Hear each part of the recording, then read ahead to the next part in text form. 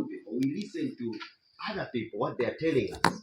For instance, I can give you an example of how we mess up as a country with poor leadership, where in the case of removal of death sentence, for instance, we are hearing from some NGOs telling us that, oh, you remove death penalty, that's when we are going to give you money.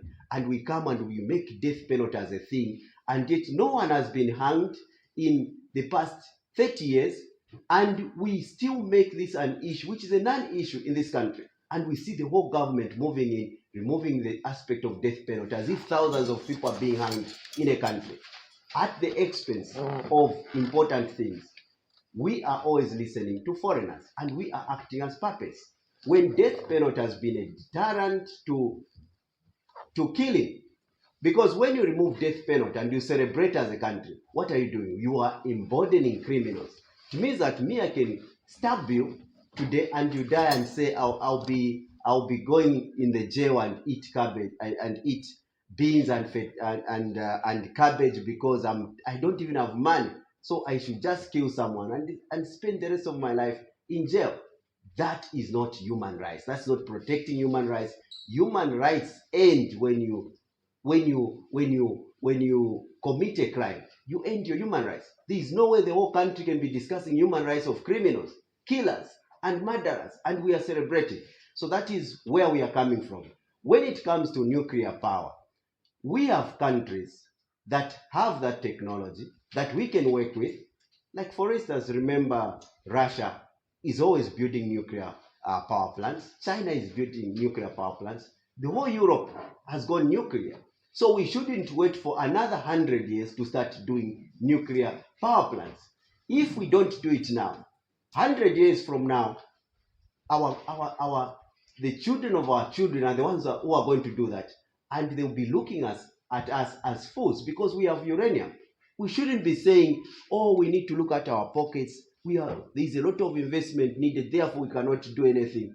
That is not the mindset of people who should progress in life.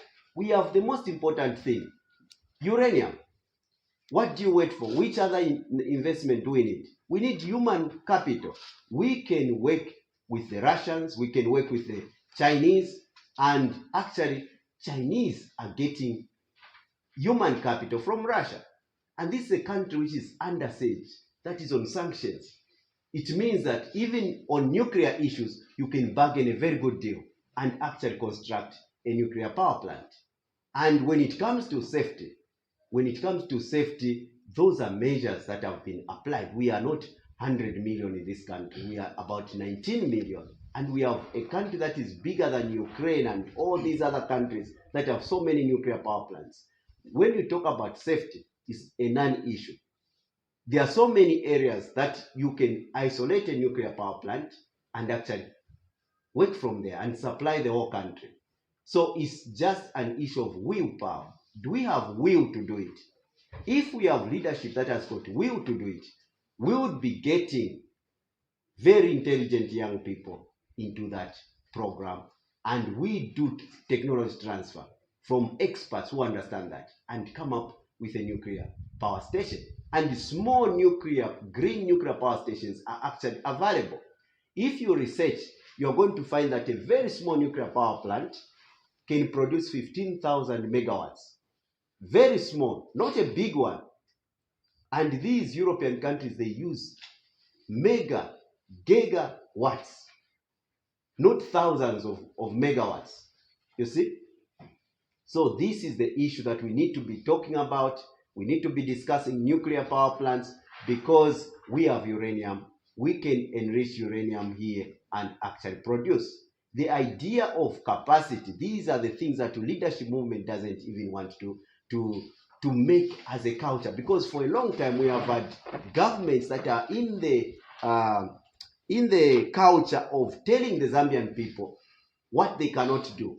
For instance, when we talk about running mines, you hear everywhere experts, we don't have capacity. How can we run the mines? We don't have capacity. This is the mindset of people who cannot progress. Usually entrepreneurs start businesses from nothing. They grow to something. When you want to run a mine, you want to have bags of money first for you to run the mines.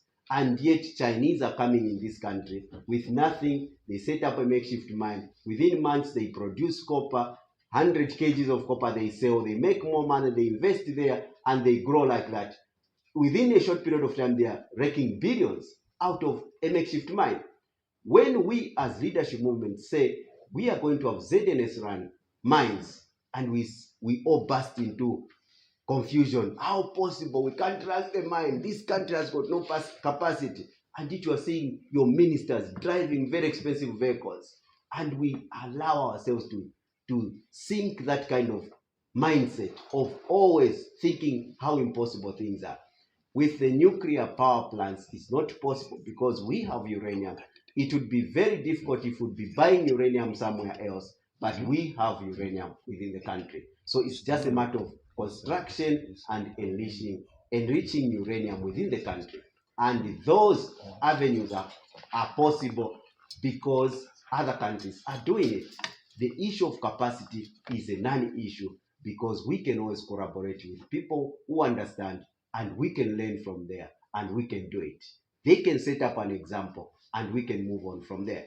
The idea of saying it is impossible, this is what has led the New Dawn government to where it is today, because they listen to foreigners. They are waiting